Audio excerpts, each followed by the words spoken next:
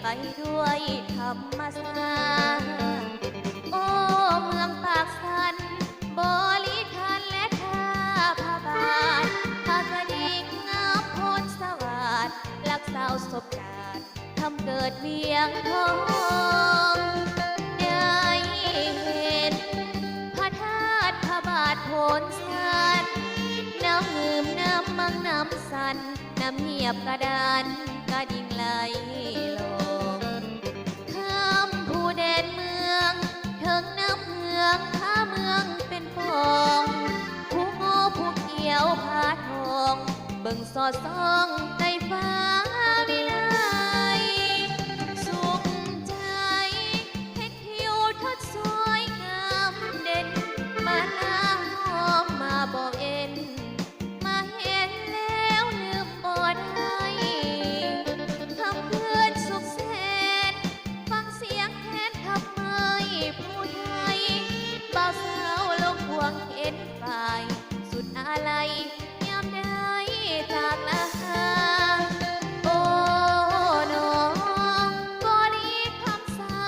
ดินแดนบ่ลืมเจ้าของเสียงแทนจะคอยแฟนแต่งน้องปีหน้าน้องอยู่เวียงจันทน์คอยวันสายยกพัดมากมาสองเฮาได้ร่วมวิวาแล้วมาสร้างสรรค์บ่ลีคำใส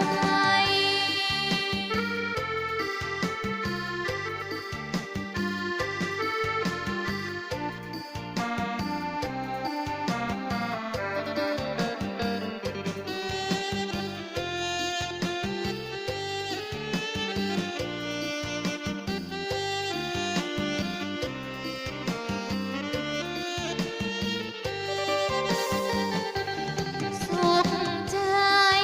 เห็นทิวทัศน์สวยงามเด่นมาลาห้องมาบอกเอ็นมาเห็นแล้วลืมบ่ได้ทำเพื่อนสุขแสนฟังเสียงแค้นทับเมยผู้ไทยบ่าวสาวลงพวงเห็นฝ่ายสุดอะไรยามใดจากลาโอ้น้องบ่ลีคำใสดินแดนบ่ลืมเจ้าของเสียงแคนจะคอยแฟนแต่งน้องปีหน้า